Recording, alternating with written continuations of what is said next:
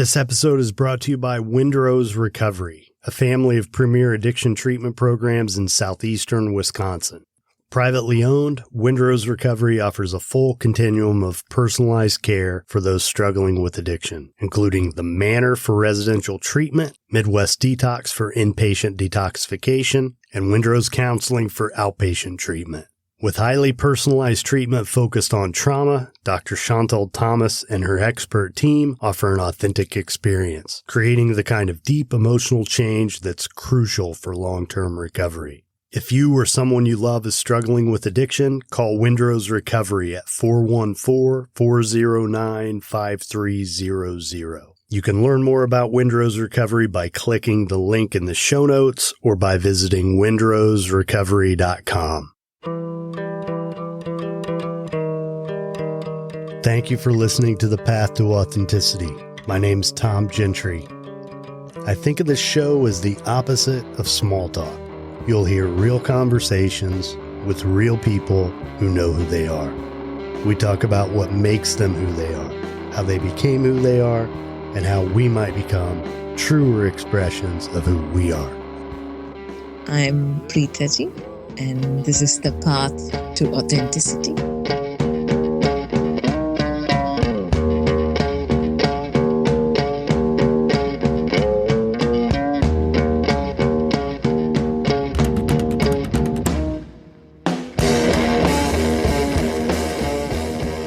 Deep in the Santa Monica Mountains, Her Escape Vortex offers a unique and truly fantastic setting for your next spiritual retreat. The lavender garden, the fire pit overlooking the Topanga Canyon sunset, and the Moroccan furnished yurt on this magical property provide the atmosphere for an inspiring and transformative experience. A sacred place ideal for yoga and wellness retreats as well as cleansing and healing ceremony of all kinds, Her Escape Vortex is part of a community of people eager for personal and spiritual growth. Visit thepathtooauthenticity.com/Her Escape Vortex or click on the link in the show notes for more information.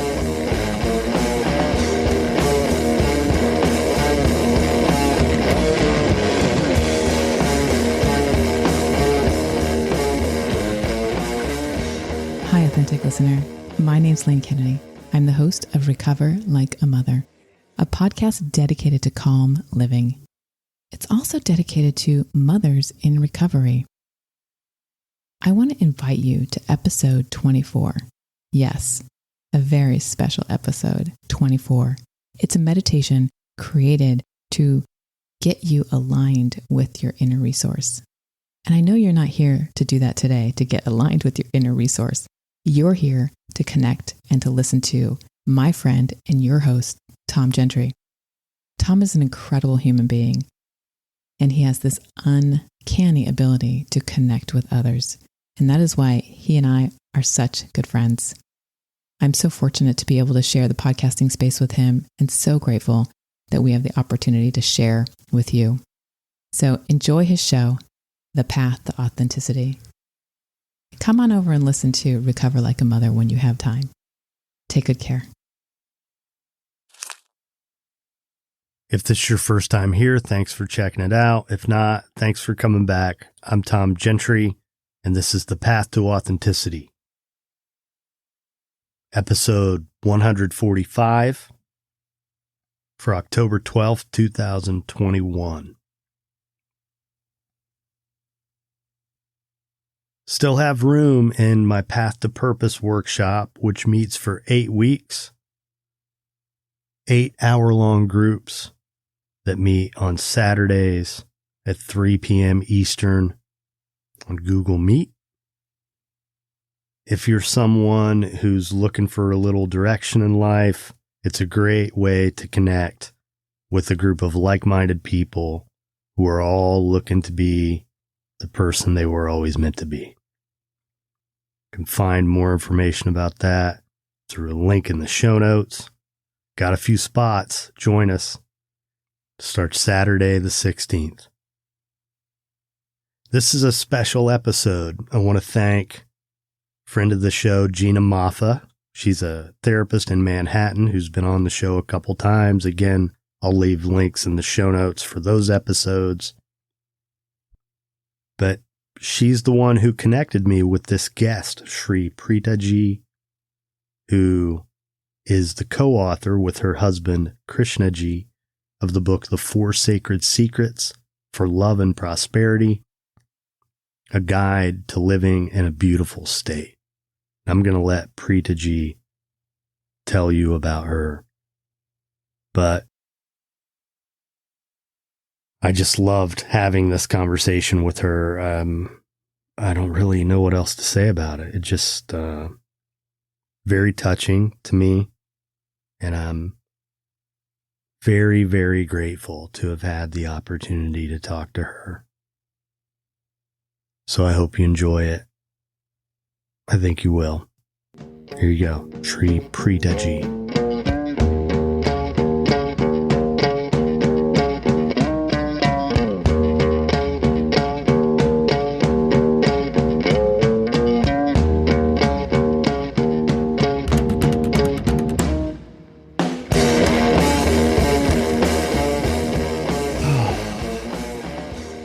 You're very calming. I'm usually the one who hears that about myself, but you heard, I just, after listening to you and the cadence with which you said that, it prompted me to just take a deep breath and lower my shoulders, which I love. What a great effect to have on other human beings that is. It's truly beautiful, Tom. Actually, to see somebody else relax in your presence, it's very calming in itself. It is. Thank you so much for taking the time to do this with me. Welcome to the podcast. And I just want to let you know how honored I feel to be able to talk to you today. Thank you. So wonderful to be with you, Tom. And it's truly great to be speaking to you on this very special topic, authenticity. So for someone who knows nothing about Preethaji, how do you describe yourself? I would say that I am a philosopher, a spiritual teacher. I do this work along with my husband, Sri Krishnaji. We are a couple doing this work. And our vision is to help individuals move from a state of suffering to a state of no suffering. To help individuals move away from separation and disconnection to an experience of connection, and to help individuals move from divisiveness to experiencing oneness. This is the vision that we have for everyone whose life we touch. And we believe that when an individual is capable of living free from suffering, that is when an individual is able to truly connect. And that is when that individual is able to truly contribute to the world. You and your husband have written a book about this, which came out in 2019, I believe. Yes. Which you were kind enough to send me a copy of. Thank you for that. And the more I've read, the more excited I've become to talk to you. And your folks asked me to focus a little bit on the second chapter, which talks about inner truth and the inner divide. And this is something that in my life I have been particularly focused on, this idea of being at war with oneself. And it's something that I have struggled with in my life and my own personal path to authenticity. It has been a process of ceasing to wage war against myself. You know, I feel like so many of us, especially in the Western world, are so consumed with what we think we should do, what other people tell us we should do, how we do feel rather than how we think we should feel. It's just all this inner turmoil. And what excites me about it is what could be possible if we can channel all of that energy to loving ourselves. And one way of saying it is waging war on behalf of ourselves rather than with ourselves, or just channeling the energy in the interest of being at peace, I guess, living in a beautiful state, like you talk about, to put down our weapons and stop waging war, right? Absolutely, Tom.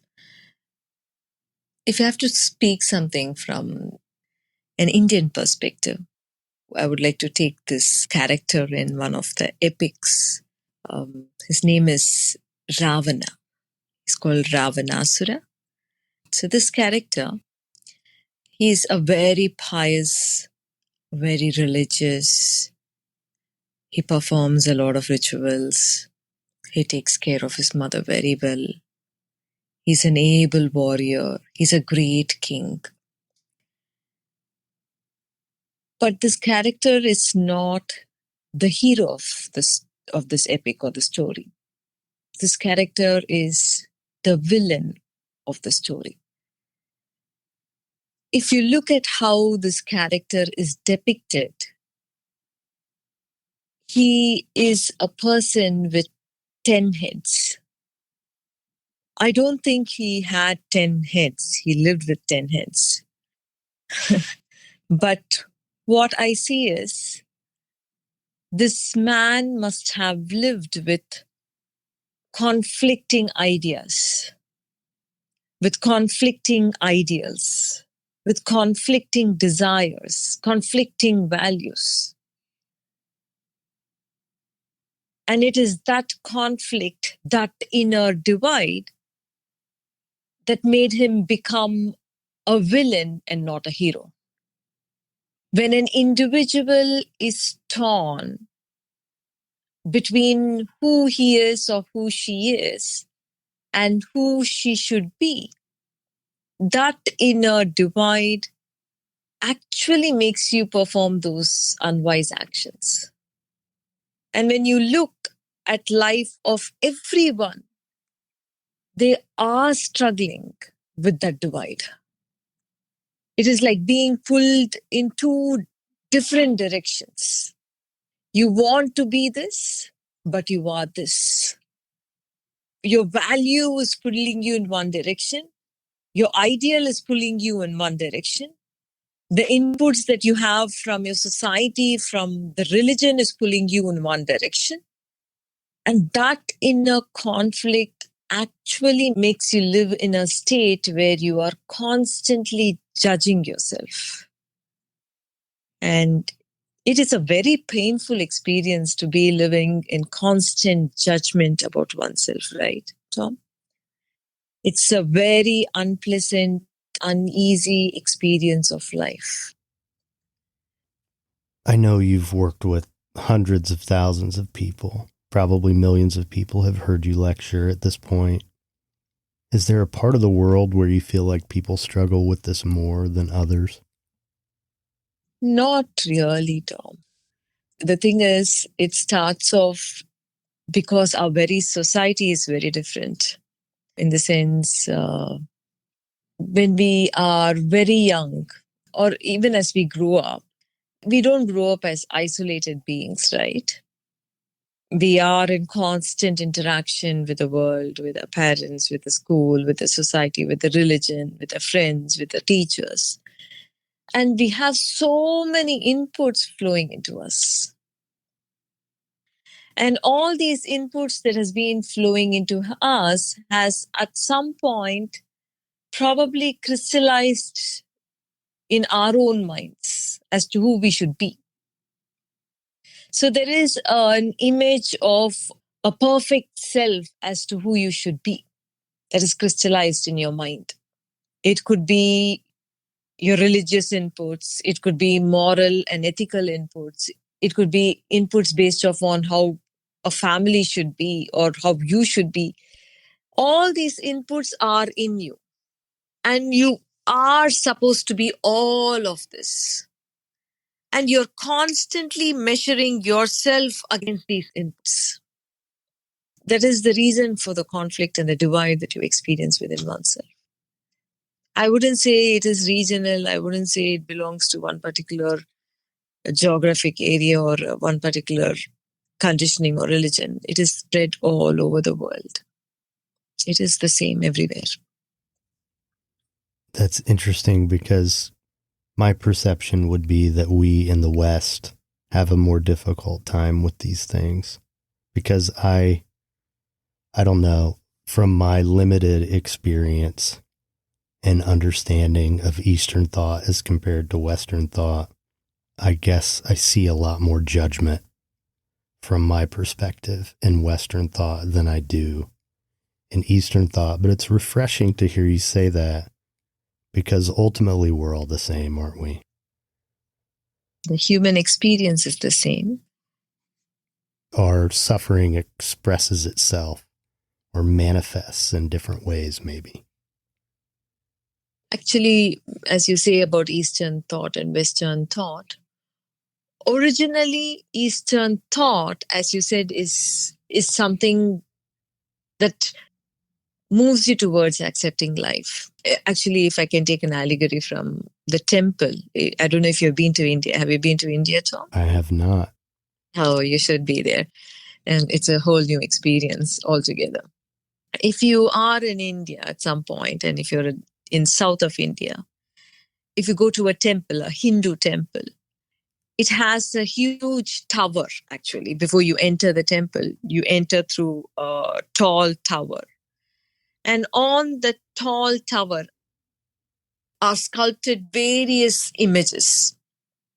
And as you go to a temple, you would imagine that these are like all auspicious images that will be on the tall tower. But the truth is, it is not so. In the tall tower are images of gods, goddesses, sages living in transcendental states, experiencing profound awakening. You have ordinary people. You'll have a mother, a sculpture of a mother combing her child's hair. You will see images of gods and demigods and demons with pot bellies. You would see all these images. Actually, what happens is, and you're supposed to see, originally you're supposed to look at all these images and then go into the sanctum where you get connected to the divine or to your God. But when you look at all these images, what you have to observe is everything is life. It is just not the beautiful, the good, the sagely that you see in the temple tower. You see everything. It is a reminder that life is everything. And you observe it. You observe that everything is arising in you, internally also. It is just not the beautiful, the wonderful, and those profound states. There is experiences of anger. There are experiences of fear. There are experiences of hate. If you're able to observe it rather than being caught in it or indulging in it, that is when actually you can get in touch with your true essence. Well, I think in my life, what I have seen a lot of, I like to talk about emotion a lot and our relationships with our emotions, because I feel like that is an enormous opportunity for us to grow as human beings. And I think especially men, and especially Western men, we're taught to resist our emotions. We're taught to pretend that they don't exist at all, which is absurd. Of course they exist. But the more that we resist them, that is what is exhausting about the experience. That's another example of us being at war with ourselves. And one of the things that I have learned, I think we especially try to resist the emotions to which we attach a negative value. Sadness, for example. But when we resist our emotions, we don't just resist one emotion, we resist the entire emotional experience. So if I'm depriving myself of sadness, I'm also depriving myself of joy. And we can't know one without the other. Yes, Tom. Either resisting an emotion. How do you resist one? You basically run away from it. Or you philosophize emotion, saying that, life is all, it is life, it's okay. Or you try to replace that emotion with something nicer by doing something fun, say. You're feeling internally sad, but you then go out for a party and you stop feeling it, you stop experiencing it, you stop expressing it. And it actually builds within you. And it becomes a disease, I would say. What I would say is a disease in consciousness. Not that it has left you, not that you are free of sadness, but in the entire process of trying to repress it or trying to escape from it, what you're doing is you're covering up your wound under a carpet and you're allowing that wound to become more sore. That is the entire process that is causing an individual to continue being in that state of suffering. The entire resistance to suffering, the resistance to pain is suffering. Not wanting to feel that is suffering. A lot of effort goes in it, right? When you're not wanting to feel or experience what you're feeling. Absolutely. It is painful. And we make it more difficult for ourselves by engaging in that. And that's where, from a mindfulness standpoint, you talk about observing it. This is a differentiation that I teach people all over the world. Problems are different from suffering. Problems are external challenges or external uncomfortable situations. And every species goes through challenges in life. But it is very unique to human species that we internalize an external problem, which I call the internalizing the external problem is suffering. And one remains in that state of suffering for a very long time. People continue to live in a state of suffering long after that problem has actually happened. People I have met, I have seen who live in state of suffering for many, many years together over something that has happened 10 years ago, 20 years ago, 30 years ago. It continues to linger in one's consciousness if you've actually not weeded it out of your consciousness. By suppressing it, by running away from it, by ignoring it, or by philosophizing it, actually you do not experience freedom from that suffering. It is like something that you have become entangled with. And your constant run is making that stronger. Your constant fight with your emotion is making that very particular emotion strong. That is why we always share with people, or we share a philosophical insight, that every human being at any point in time live only in two states. At this current point of time, you are living either in a state of suffering or you are living in a state of no suffering. And there is no third state. So whether you're relating to your child or doing your work or having a conversation with your colleague or a friend, you are living that experience from a state of suffering or a state of no suffering. And the most important decision that one needs to make in life is, from which state do you want to live and experience life?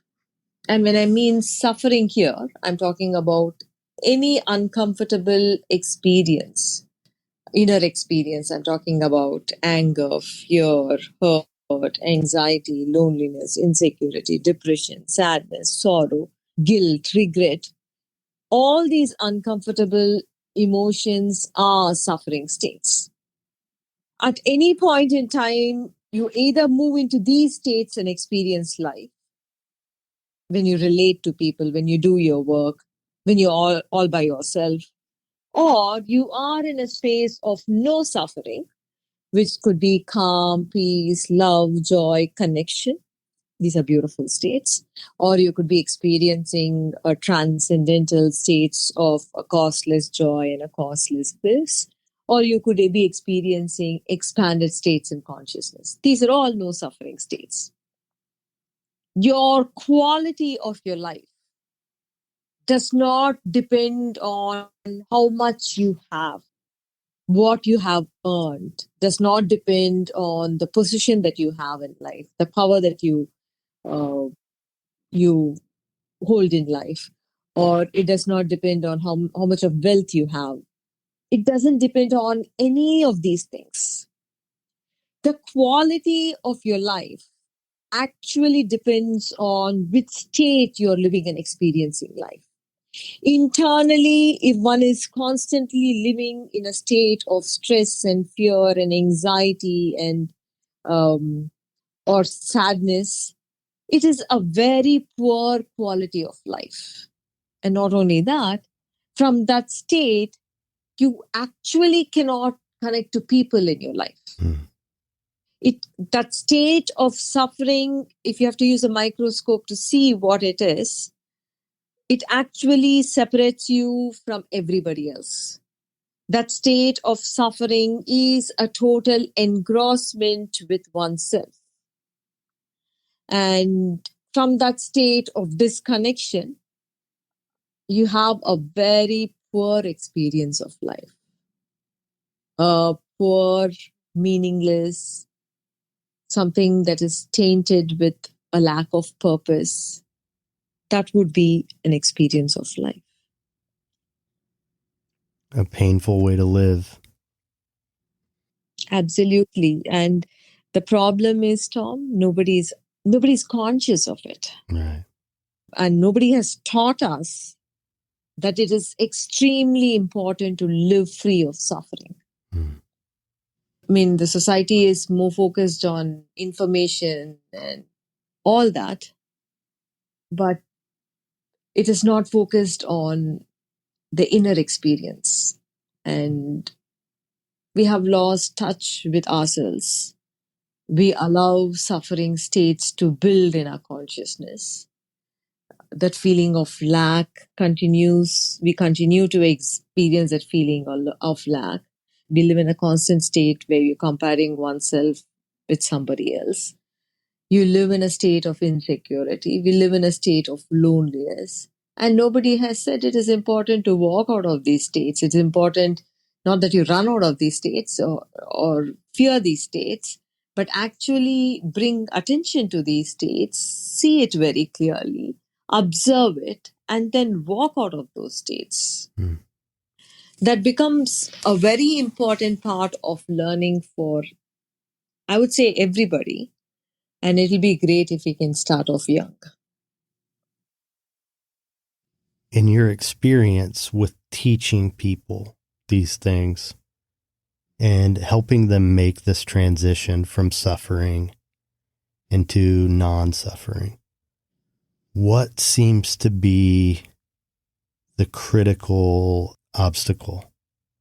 what has to happen in a human being for them to be able to make that transition? First, Tom, we have a vision for external world, or a large part of them have a vision for what they should achieve, how much they should earn, probably some vision for one's health, probably a vision for one's relationship, not many, but few. But I believe that one must have a spiritual vision for one's inner state. You want to achieve, right? But from which state do you want to achieve? You want to be a stressed out achiever, or you want to be a fulfilled achiever? That becomes very important. You want to be a parent. From what state you want to parent your child? Which state? You want to be someone who is anxious all the time, or who's someone who experiences total connection with one's child as one goes through this responsibility of parenting? That becomes extremely important. What I feel is lacking is the way the society has trained us into making sure that we have a vision for our external life. We have not brought attention to having a vision for our internal state, which we call it as a spiritual vision, a vision for one's inner state. And when you have a vision for your inner state, what happens is there are going to be challenges, there are going to be problems in life.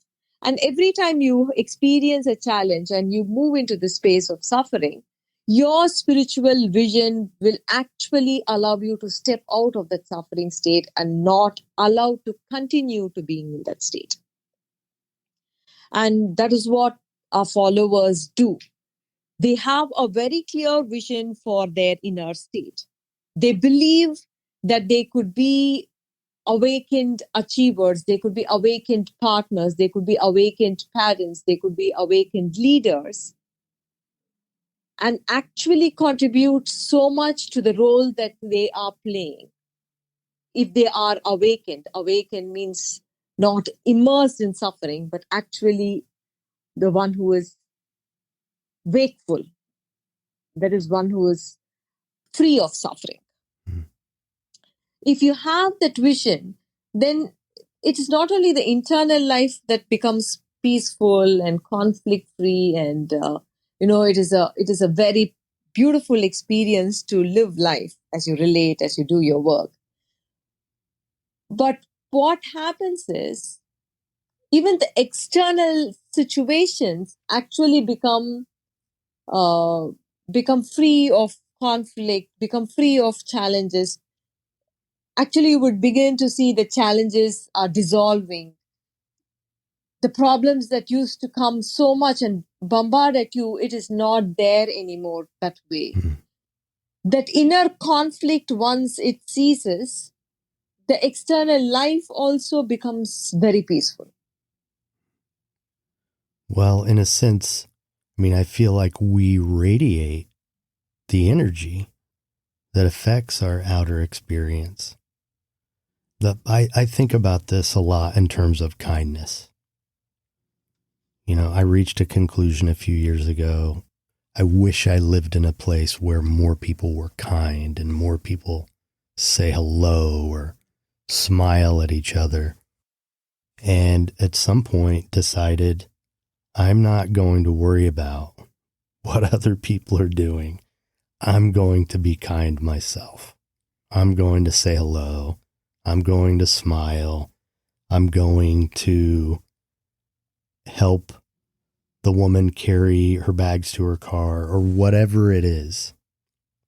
And what I began to realize is just that very intention and me taking those actions created such a difference in my quality of life. And I began to see kindness in other people that I wasn't seeing before. I began to experience life differently. That's beautiful, actually. What I would also like to add is, in the realm of consciousness, Tom, when you are in a state of suffering, that is what you're signaling this vast field or fabric of consciousness. And then you draw chaos, you draw conflict, you draw disharmony into your life. And when you are experiencing no suffering states, when you're experiencing a beautiful state in your consciousness, a state of connection, actually, that is the signal you're sending out to this field of consciousness. That your life is actually open for harmony and order. At a deeper realm, as you said, there are energies, and the inner conflict actually manifests as more conflict in the outer world.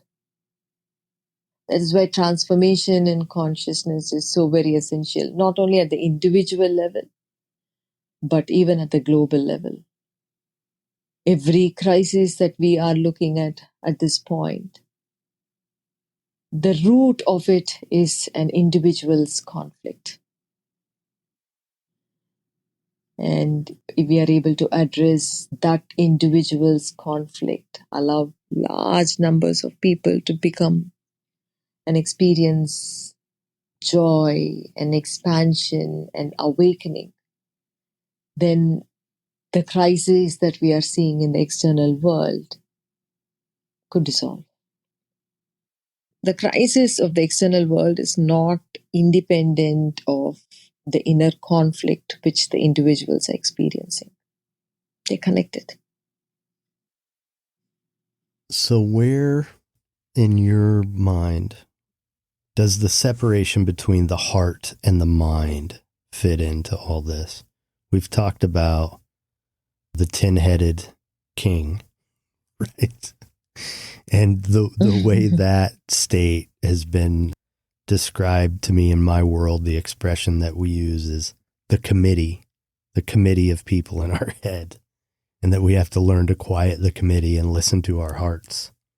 So I think we're very much mind focused or brain focused.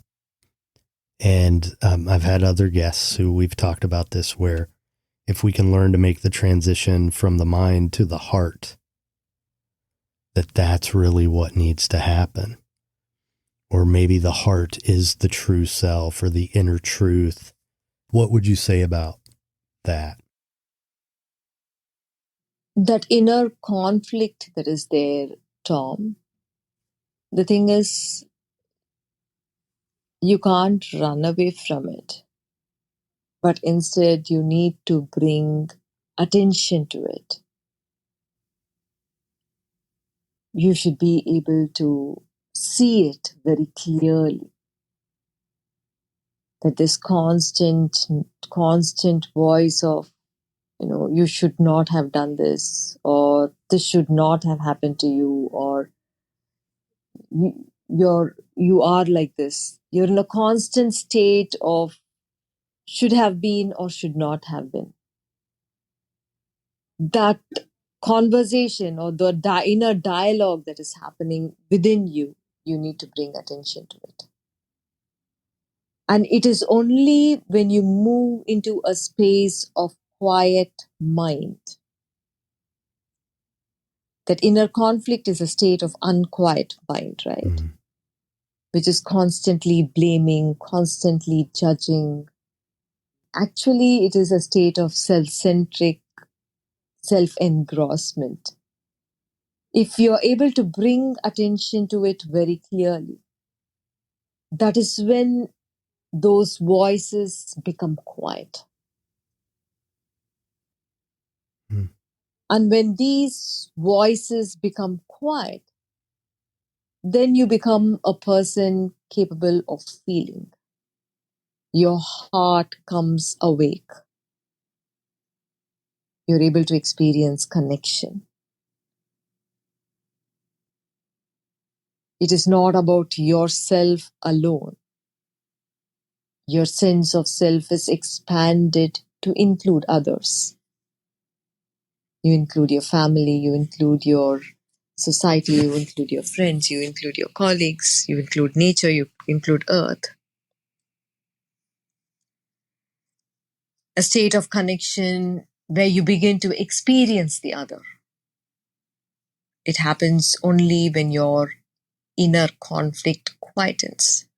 And that happens only in observation. And it has to become very deep, where you're able to see the intricacies of your mind, because all the time it is camouflaging.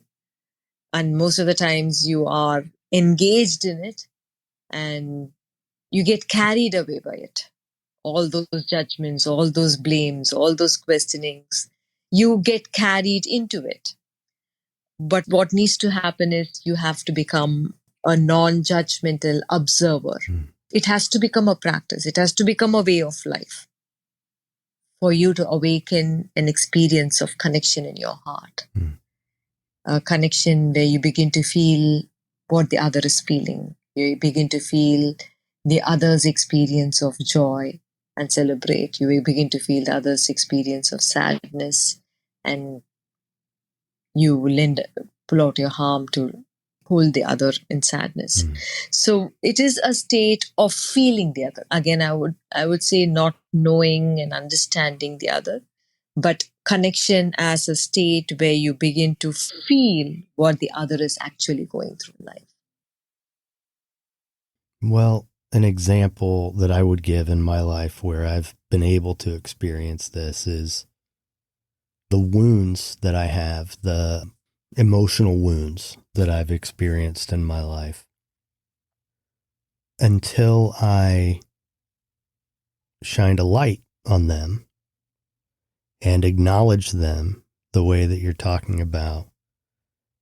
I mean, I think I've always had compassion for other people to some degree, but doing my own work and processing my own emotions, acknowledging my own sadness, and ceasing to resist those emotional experiences gave me the ability to be with someone and experience an appropriate amount of their pain with them in order to be loving and compassionate and not so uncomfortable that I have to try to talk them through it or teach them how to not feel that way anymore or help them think their way. I didn't have to do that anymore. I could just be with them. Absolutely, Tom. Actually, that state of compassion is very healing. It is very healing to the other. There is a field around everybody's heart. And it is just not limited to the physical body. The field is around us, I think 3 or 4 feet around us. And when you are in that state of compassion, what happens is the other person's field and your field actually become connected. And you are able to impact the way the other person experiences. And just as you beautifully put it, the more you know yourself, the more you can experience compassion towards the other. That is, the more you know your fears, you know your sadness, you know your insecurity, you know your loneliness, the more you know your states, you actually, compassion is born out of the insight that the other person's experiences are not different from yours. That is, when you experience fear and when the other experiences fear, it is the same fear.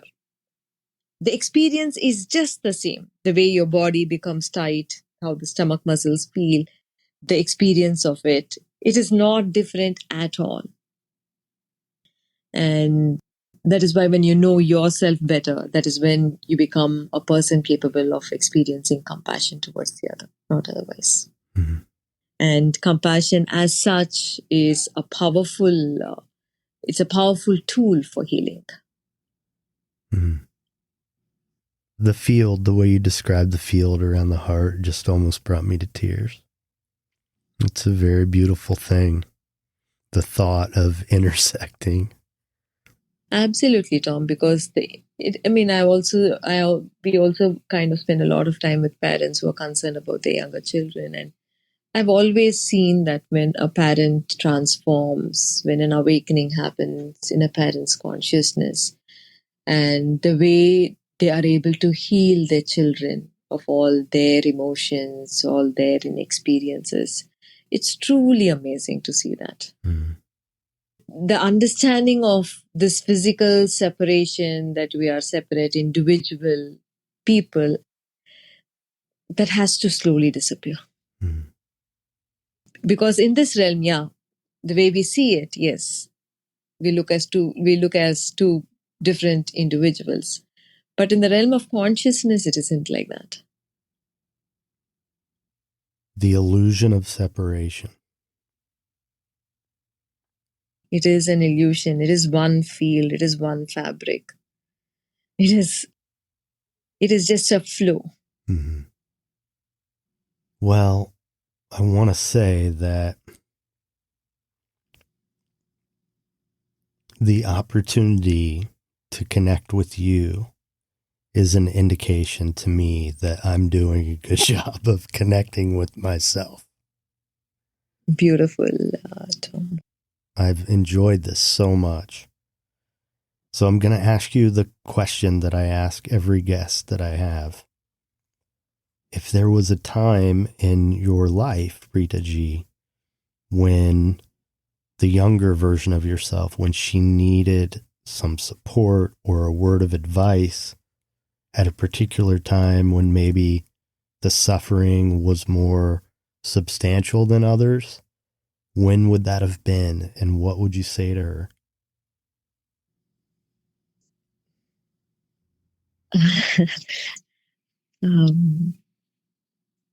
I actually do not look back at life that way, Tom.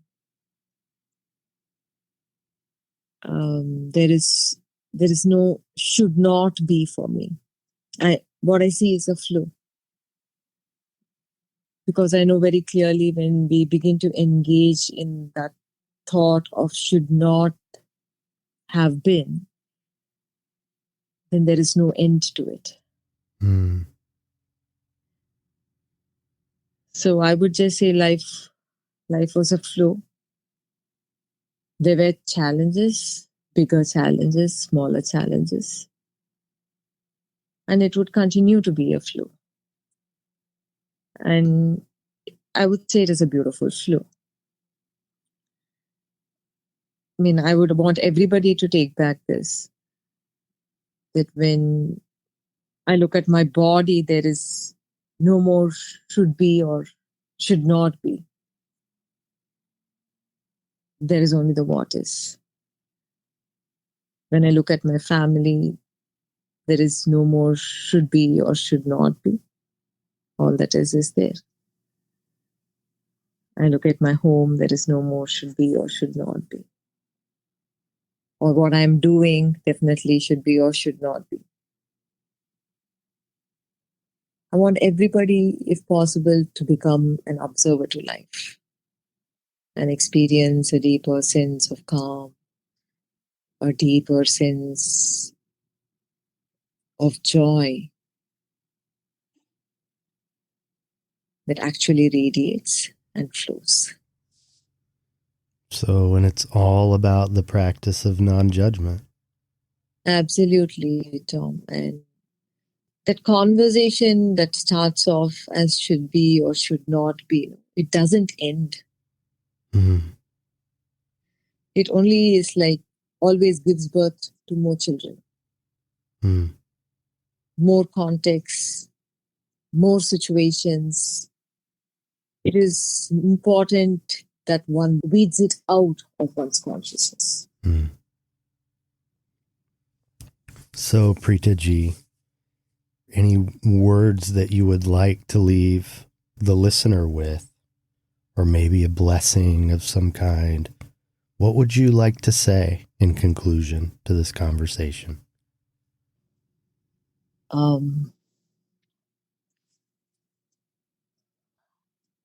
I would actually leave a blessing to every one of them listening to this conversation.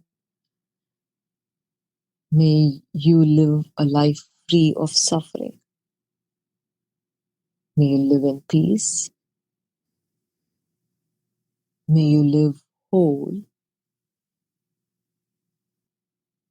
May you experience joy.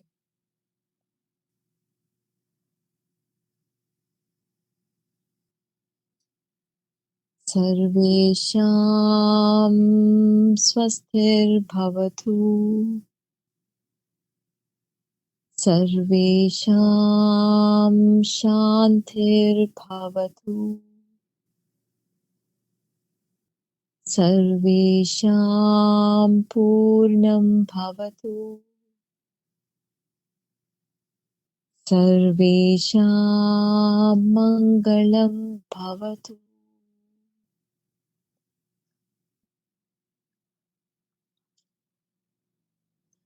Thank you so much, Tom. Thank you for this opportunity to connect to your audience. And I truly appreciate all that you are doing with this medium to reach out to so many people and help out so many lives. And likewise, thank you so much. Thank you so much, Tom.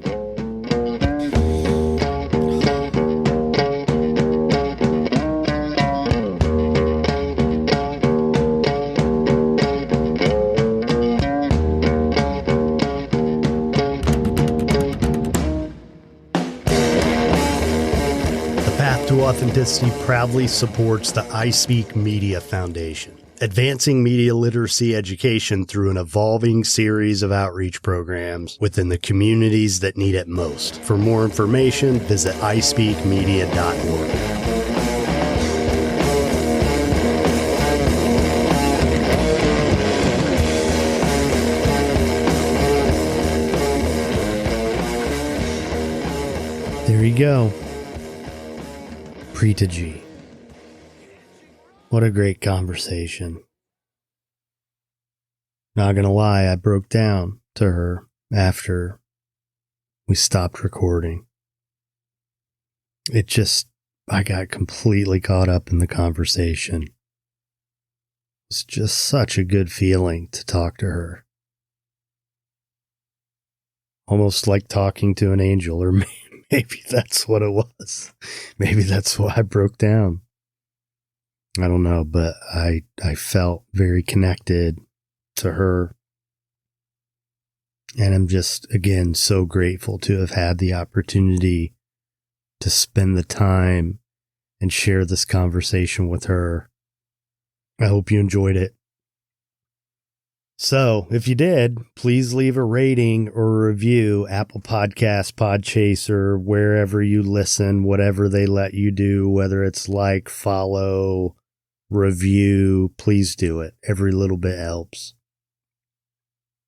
And if you really like the show and you're interested in helping support me and the show so I can do more work like this, please consider becoming a patron on Patreon.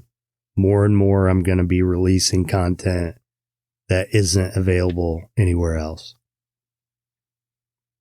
Again, thank you to Gina Moffa. Want to thank the show's sponsors, The Manor in Windrow's Recovery, Her Escape Vortex. Thank you to the band Punk Rock Opera, whose music you hear throughout the show. Their songs are used with permission from the artist and under a Creative Commons license. Visit thepathtooauthenticity.com where you can find 20 questions for Preethaji, a blog post. And visit us on Clubhouse. There's a link in the show notes for the podcast club. I'm doing more and more there. More and more of the 20 questions episodes at noon on weekdays, noon Eastern, that is. If you have questions or comments, You can call 561-247-4757, leave a voicemail, may even use it on the show. If you think you know someone who will enjoy this episode, share a link. All right, folks. Thank you. Thank you for coming and listening. Thank you for coming back if you've been here before. Thank you for being a part of this community. I love doing this stuff. Thanks for your support. Have a great week. Be nice.